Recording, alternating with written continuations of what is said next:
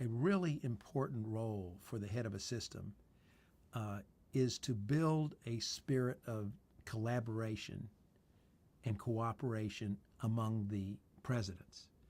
I think for a system to be successful, there has to be an agreed upon sense that that the individual institutions are part of a larger whole, and that while they're going to pursue the priorities and the aspirations of their own institutions, the institutional heads in an effective system have to feel that yes, but we're also going to contribute to advancing the mission of the system. So a system head has to build that kind of spirit of collaboration. And I think it requires, first of all, building trust.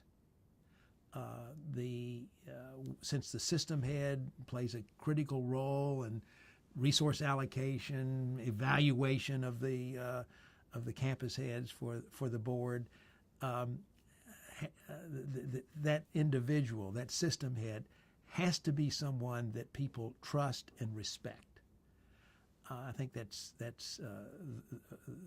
a primary requirement. I think a second thing is that it has to be a person that can develop a set of priorities, a strategic plan for the system that makes every one of the institutions feel there is a role for that institution, that they can contribute to advancing the priorities and aspirations of the system.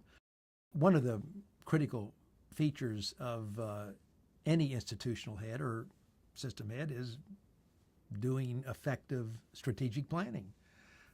Institutions are supposed to be guided by plans, and so a question naturally arises: how does planning take place? Is it at the institutional level? Is it at the system level? And I think there are probably different models when you look around the country. In my own case, the University System of Maryland, we have an overarching strategic plan for the system, and it is developed in consultation with the presidents of the institutions, and it's built upon understanding the needs of the state, and it's built upon listening to our constituencies, the elected officials, the private sector, community leaders. What does our state need from the system?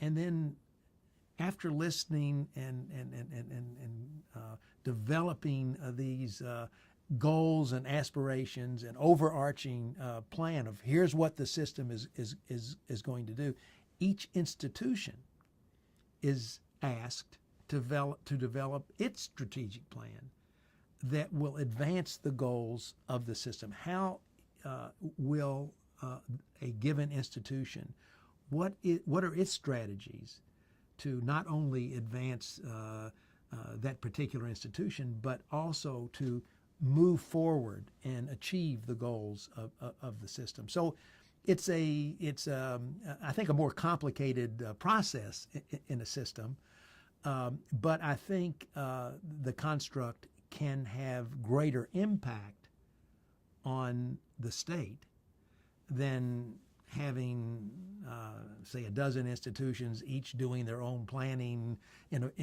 without worrying about larger state needs and goals. So, I've come to believe that the system construct for higher education is very effective in trying to optimize, get the maximum benefit out of the state's investment in higher education to meet the broader needs and goals of the state.